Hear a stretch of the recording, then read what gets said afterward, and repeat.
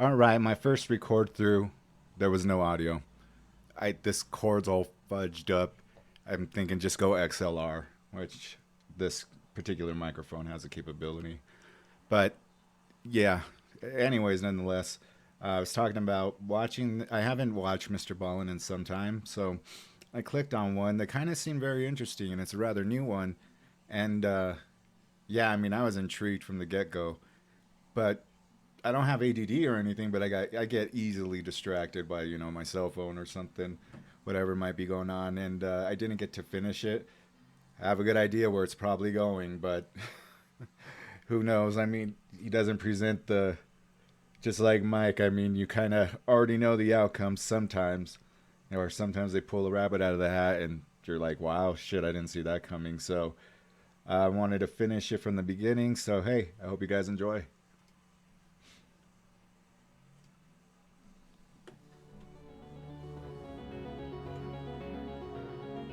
In 2017, a group of 7 friends were wandering through this forest in New Zealand trying to get to this secret swimming spot. And as they're walking along this dirt trail far away from the road and there's no one near them, they suddenly hear this high-pitched, shrill siren sound coming from somewhere off in the forest. Okay, so I don't know how many guys are familiar with Siren Head.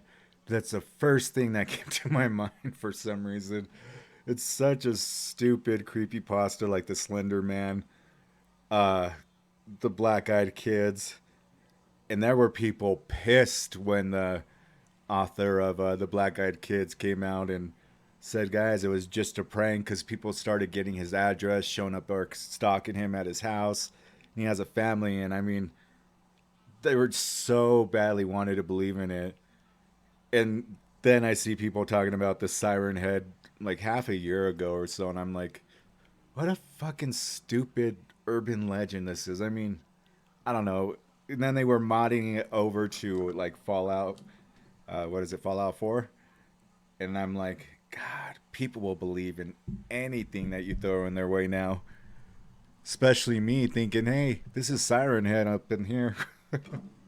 And so the group stops, they're listening to the siren, and eventually, after about 30 seconds, the siren stops. And at that point, these 7 friends begin exchanging very curious looks about what they just heard, but ultimately, they shrug it off and just keep on walking. Little did they know, that siren was trying to tell them to turn around and go the other way. But before that's the gift, subscribe to our channel and turn on all notifications so you don't miss any of our weekly uploads. Okay, let's get into today's story.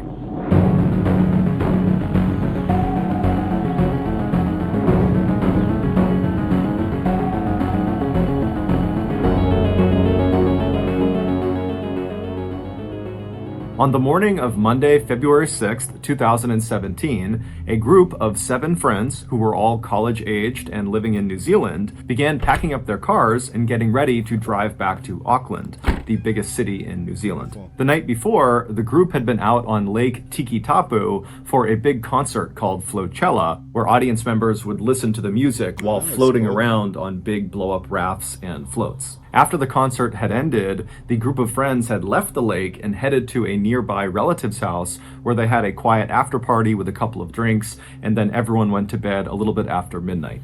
This morning, the group had gotten up early because they wanted to get on the road as soon as possible to try to beat the holiday traffic that was sure to crop up that day on the way back to Auckland. February 6th is a big national holiday in New Zealand.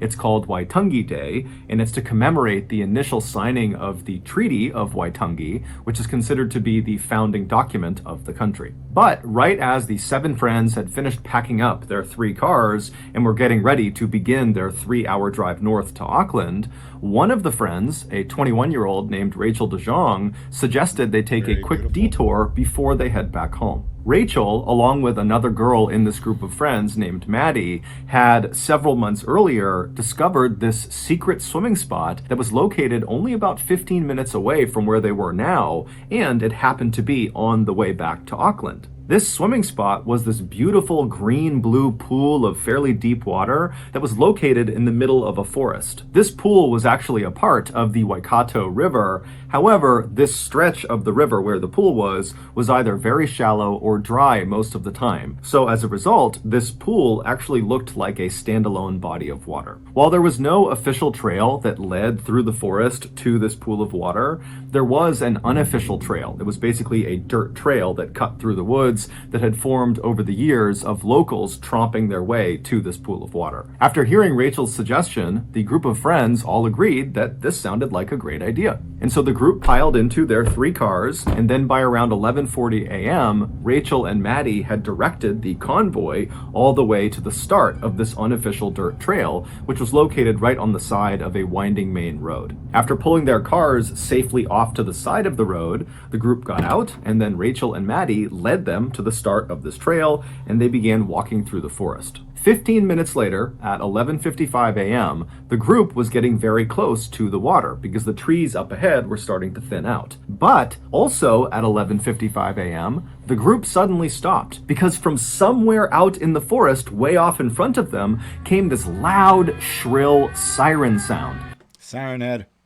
And it went on for nearly 20 or 30 seconds, and then it just came to a stop. And the group kind of looked around at each other. No one knew what to make of the siren, and so eventually they just kind of shrugged it off and kept on walking. Within a minute of that siren sound coming to an end, the group had made it to the end of this unofficial dirt track, which placed them at the edge of this beautiful overlook down to the pool they were going to swim in. And so they began one by one climbing down the rocks in front of them, where there were some ropes that had been put up to help people climb down to the water. And so after they got down to the water, all of them stripped down to their bathing suits, they jumped into the pool, and they began swimming out towards the center of the pool, where there were these 2 big rocks that jutted up out of the water. This is about where I had left off. So it's odd because they have ropes hanging there for people to get down to it. And this already isn't sounding good by the way he's talking about it. So why would there be ropes set up for swimmers to go down there? I have no clue. Almost like miniature islands. And so Rachel and the other women, so 5 of them, they climbed onto one of the rocks, and the 2 men who were part of this group climbed onto the other rock. And so they got up onto these rocks and they're looking around, taking in the sights, and then at 11:58 a.m., another siren blasts across the forest. It's the same sound as the one they heard 3 minutes earlier when they were on the dirt track. And so once again, all 7 of them are kind of looking at each other wondering, what is this siren about?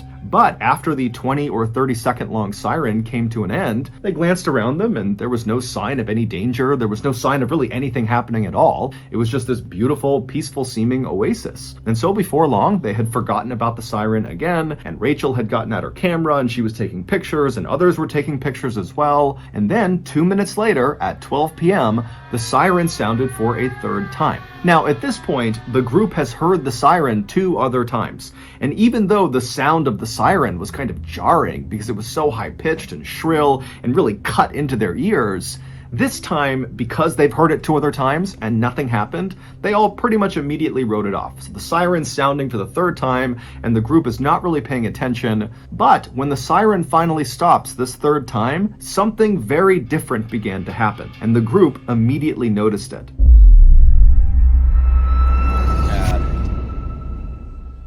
Okay, I just want to say this. If you're big enough to get ads, I do not ever gossip nor complain. You know, you make that money the best you can. It just sometimes it sucks with some videos because it ruins the continuity. And with that sound that he made going into it, you know it's going to be an ad. So if it is, I'm going to fast forward through it. Now, I know everyone has a lot to do to prepare for International Pet and... There we go. Yep. So, you can get a... or click same direction up. When the 3rd siren came to a stop, the friends started to hear a new sound, and it was coming from the same direction the siren had been coming from, which in effect was upstream. Even though this river was basically dry, they could turn and look uphill, and they could clearly see where the river would go if it was full. And so the friends turn and look upstream, and they're listening to this really loud kind of smashing sound that's coming from that direction, and they're exchanging curious looks at each other, trying to figure out what that sound could be. And then all of a sudden, they see it. A white wall of water comes crashing around the corner and began barreling straight down the riverbed towards them. By the time the friends had even processed what they were seeing, the water had reached the pool they were in, and it was flooding the pool so quickly they could literally see this huge pool rising. Its water levels were going up and up and up all around them. And so as the rocks they're standing on began to slowly submerge under all this rising water, the group collectively decided that this can't go on for very long. Whatever this is, it's gonna stop, so just stay put, stay on these rocks, we're gonna be okay. However, within seconds, the rocks they were on were completely submerged, and the water was still tumbling down the hill towards their pool, and then spilling out over the other side down the other end of the riverbed. And they're thinking to themselves, if we don't get off these rocks soon, we're gonna get swept downstream with this water. And so the two men who were on their own rock, they leapt to a rocky outcropping that was slightly higher up and was connected back up to the forest. And so this rocky outcropping represented safety. And so once they were up there, they turned around and they yelled to the 5 women still stranded on their rock to try to swim over to them, and the guys would grab them and pull them to safety. But by this point, the girls are looking around, the water's up to their knees, and it's rushing past them. They can barely keep their balance. They know if they attempt to swim in this water, they're gonna immediately be taken downstream with it. And so the group very quickly decides their only choice is for the women to literally jump and grab the men who have their arms outstretched for them. And so Rachel DeJong, she was the first one to try this. She leaps off the rock, she grabs the guy's arms, and she gets pulled to safety. And then she turns around, and she and the other 2 men continue to get the women to jump off the rock to them. And at first, it's going fairly well until they get down to the second to last woman who leaps. She grabs one of the guy's arms, and then both of them lose their footing, and the guy and the woman, they both get swept away downstream. They're gone. Rachel stays calm, and she moves to the position where the guy had been who just got swept away, and she takes out her GoPro camera selfie stick, and she extends it out to the last woman who's out on the rock. Her name is Alice. And she tells Alice, jump and grab the selfie stick. And so Alice, who's almost completely submerged in water now, makes this frantic jump to grab onto the selfie stick. She grabs it for a second, but then loses her grip, and she begins being swept away. And Rachel, who at this point was completely safe, immediately jumped into the rapids after Alice. She grabbed Alice, she attempted to turn around and grab the rock to stop them, but she couldn't get a grip, and she and Alice were also swept downstream out of view.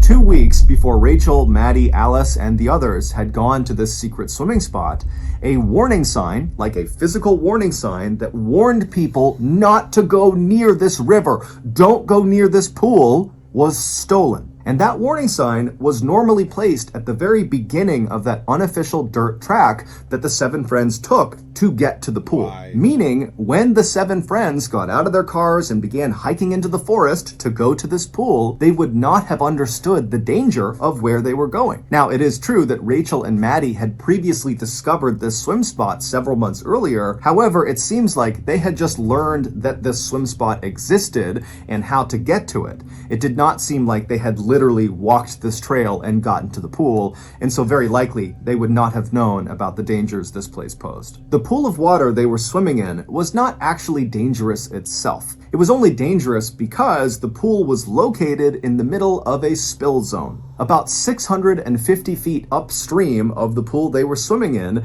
is a dam, and 3 to 4 times a day, they open their gates, releasing 20,000 gallons of water per second down this mostly dry riverbed, and the water comes careening across that pool all the way to the bottom. The gates stay open for about 15 minutes, and the only reason this is done is for the spectacle of it. It's to show tourists what this riverbed looked like before the dam was built. And what this riverbed looked like before the dam was built was a raging rapid. On February 6th, 2017, the dam was set to spill at 12 p.m.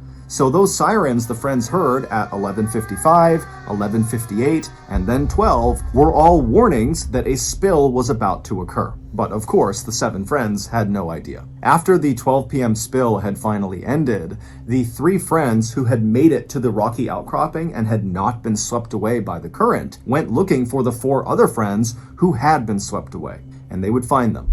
3 had miraculously survived, but 1 had not. The sole fatality was 21-year-old Rachel DeJong, whose idea it was to come and swim at this spot in the first place. God, Rachel also was the woman who had left safety and jumped back into the rapids to attempt to save her friend Alice. Today, there are many more warning signs and fences that have been put up around the Waikato River to prevent people from getting too close, because the dam still, despite the fatality, spills several times a day. However, despite all these precautions and all the notoriety around Rachel's death, people still today sneak in and go swimming in that secret pool. That's sad, man. That is sad. So that's going to do it. If you got something out of this episode and you haven't done this already, please send the like button a beautifully wrapped gift for their birthday, but fill the gift with a spring-loaded boxing glove that punches them in the face as soon as they open it. Also, please subscribe to our channel and turn on all notifications so you don't miss any of our weekly uploads. We now have a podcast called the Mr. Ballin Podcast that puts out brand new podcast exclusive stories on Monday mornings and remastered versions of our best YouTube videos on Thursday mornings. This podcast is going to be exclusive to Amazon Music starting November 1st of this year. But as of right now, it is still available on all podcast platforms everywhere. We now have a registered 501c3 charitable organization called the Mr. Ballin Foundation that makes it as easy as possible for you to join me, my family, and my team in supporting those whose lives have been most impacted by violent and heinous crimes. Monthly donors to the Mr. Ballin Foundation Honor Them Society will receive free gifts and exclusive invites to special live events. But the real reward is helping to rewrite the ending to the story for victims of violent crime. Go to mrballin.foundation and click Get Involved to join the Honor Them Society today. That's an awesome type of charity that he's running. I could appreciate that. We also have 2 additional YouTube channels. One is called Mr. Ballin Shorts. The other is called Mr. Ballin en Espanol.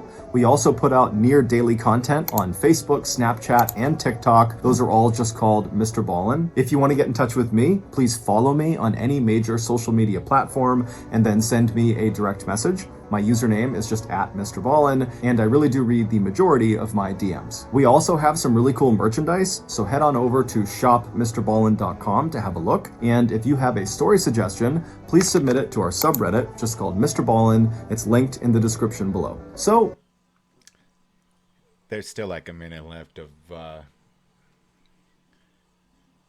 plugging in some more stuff, like I said, which I'm not against anybody making money. In fact, I have a little plug-in myself. So, for any of my friends that live here in Denver, Colorado, if you guys ever have cell phone problems, I'm talking about cell phones exploding in your hand, those you definitely want to take up with Samsung. But anything else, I found this guy by happenstance because I had dropped my phone, screen cracked, wasn't responding. So I took it to this shop down on 72nd and Federal. So again, for anyone from Denver, Colorado, on 72nd and Federal, there's an electronic emergency repair. They guarantee that your phone, whatever's going on with it, will be ready, good as new, in an hour or less. So if you guys want to go check it out, I'm not being paid by this, and I don't want to be paid by this. I'm just doing a good public service, because when I seen this young man having this store, and he's doing a lot of this on his own, it really blew me away. Because at, a earlier age, yeah, I was making good money, but, to start a business is something I've always been apprehensive about. So I applaud those who do start a business at such a young age. It teaches them so much. And, just to be that savvy, like I said, I don't regret ever being in the music industry or what I've done afterwards, but,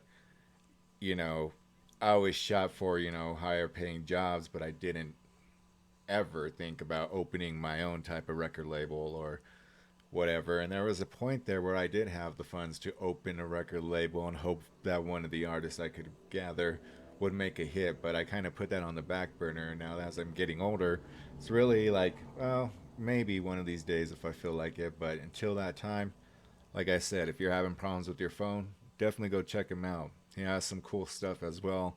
Some PlayStation 5s, freaking Apple products, some laptops. I mean, all brand new, never been opened. And I'm just like, I'm so tempted to go over there and buy a PS5, but I gave my niece my OLED when she graduated from college. I was just so proud of her, and yeah, I spent a shitload on that TV, but I really am not one for TV. I mean, I have a big ass, monitor here, so watching whatever I want to watch on this is it suffices. Having that big OLED that was like 3 credit cards thick, you could like touch and you felt like it was gonna snap. But I mean, it was definitely cool as hell. LG comes out with the awesome OLEDs. Sony, on the other hand, like they're extremely overpriced on so much, and Samsung just does gimmicks. They were the first ones to come out with QLED that the point of OLED was that you would see the darkest of dark whenever you were in a dark film or a dark, sequence. There's light to dark transitions. Like you see absolutely nothing because they all work individually. With QLED, that is all brightening. They bring out the brightness and really don't care about the dark parts of the films. So I would definitely suggest checking this place out, man. Like I said, when somebody does some good work and a proper job, I just, I throw it out there, man. Again, that's on 72nd and Federal, and it's called Electronic Emergency Repairs. So, like I said, give them a look see. Until that time, thank you guys for watching this. I will definitely be back with a couple more. Till that time, peace out, guys.